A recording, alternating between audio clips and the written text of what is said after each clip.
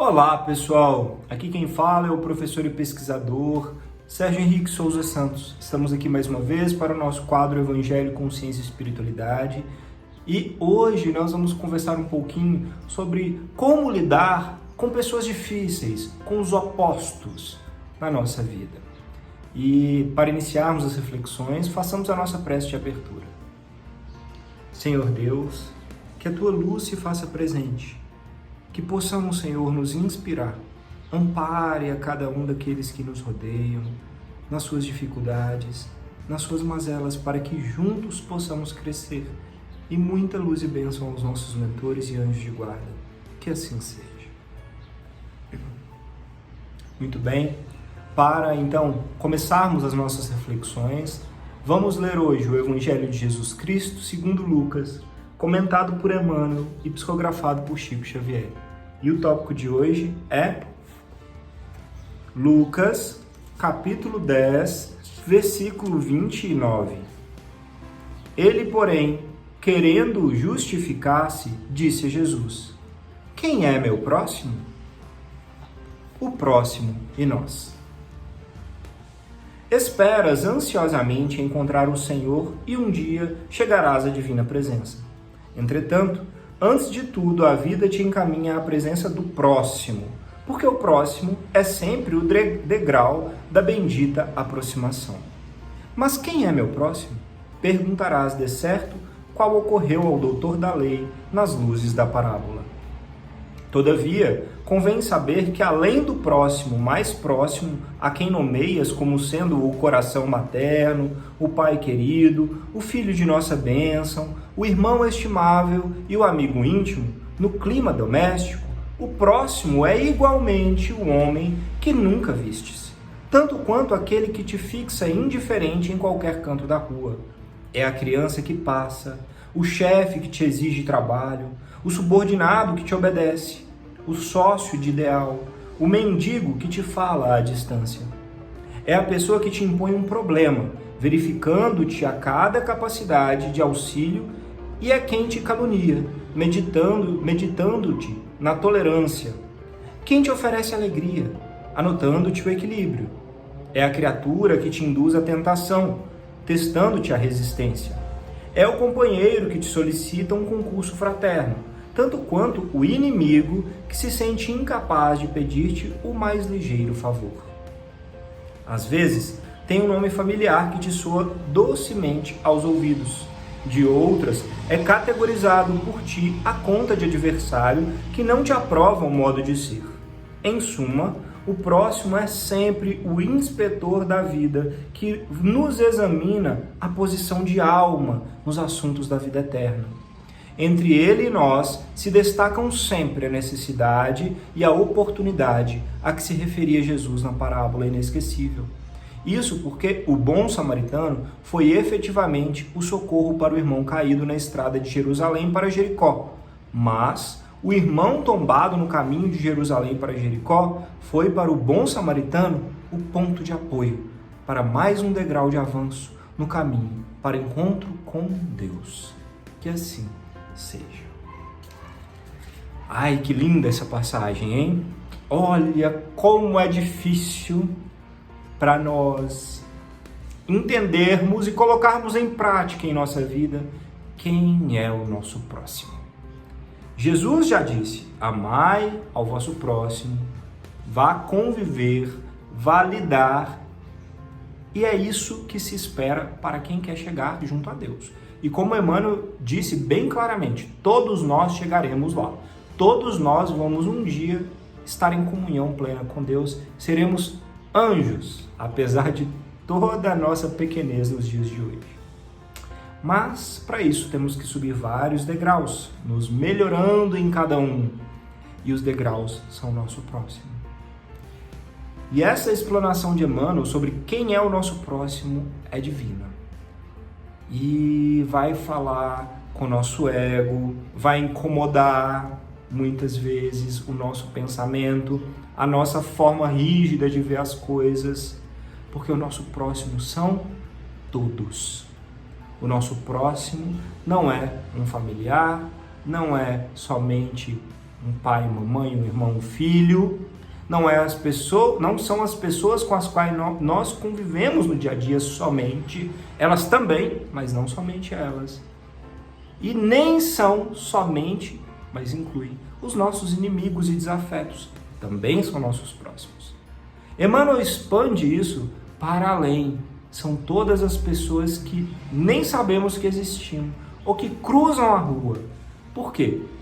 Nas diferentes oportunidades, nos diferentes lances e acontecimentos da vida, nos nossos momentos de estresse, nos nossos momentos de prova para saber se nós estamos melhorando, se eu sou egoísta, quando eu vou ser colocado em prova para ver se eu estou melhorando, se eu tenho muito o que falar, fofoca demais, e eu vou ser colocado em prova para saber se eu estou melhorando a minha habilidade. Pode ser qualquer instrumento de pessoas ao nosso redor, que são nossos próximos. Às vezes um esbarrão na rua com alguém desconhecido.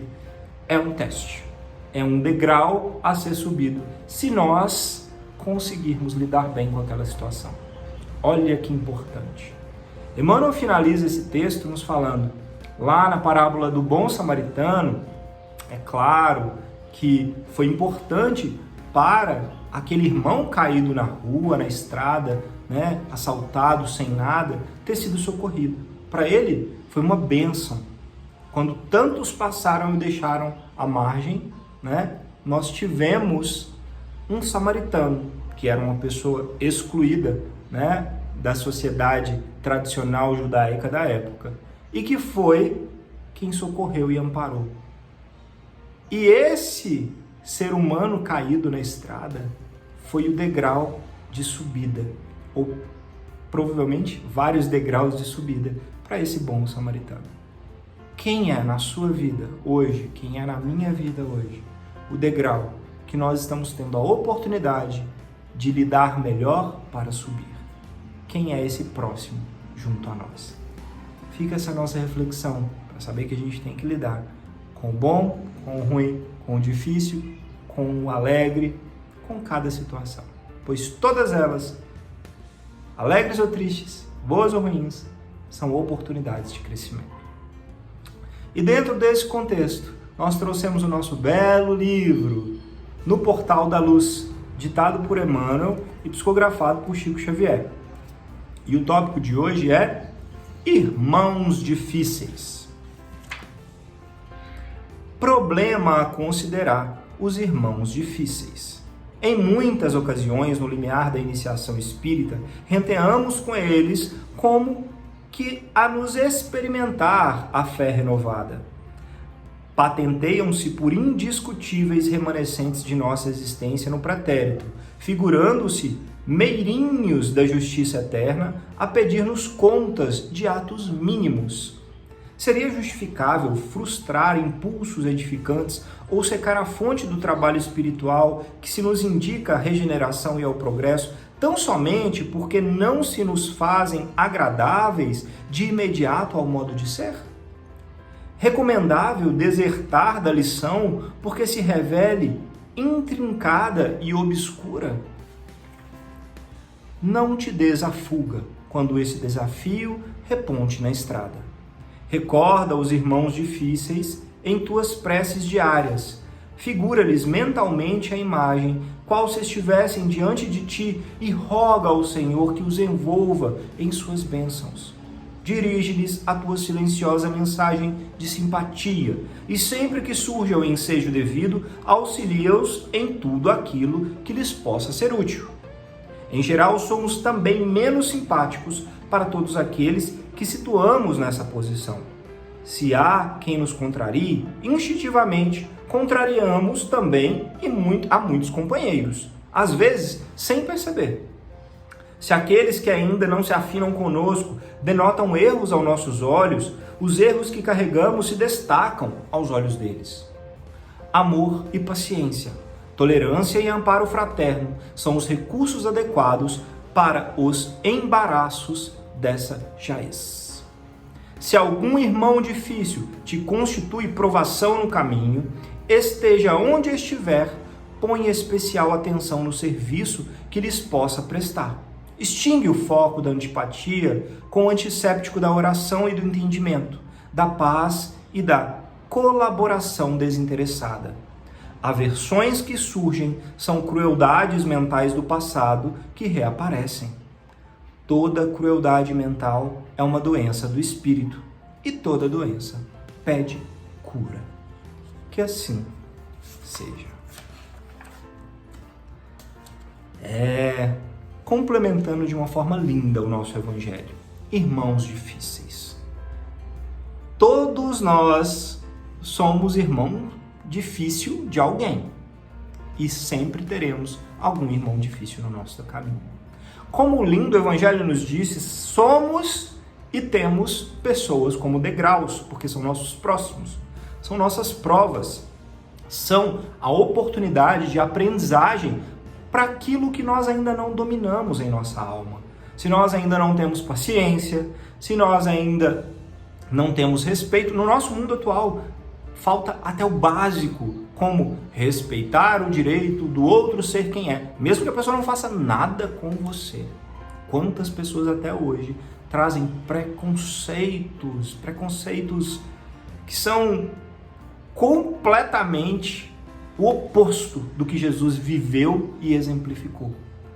Jesus nos deu o amar a todos de qualquer forma. Amar a todos, não tem exceção.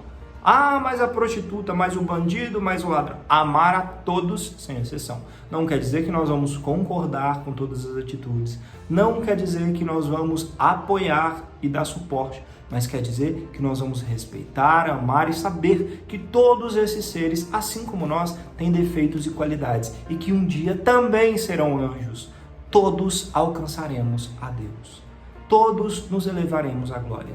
Sabendo disso, tendo essa consciência, rememorando, mesmo que doa no nosso ego, na nossa vaidade, no nosso orgulho, essas atitudes, nós começamos a vencer essa nossa dificuldade de evolução, de nos aproximarmos de Deus.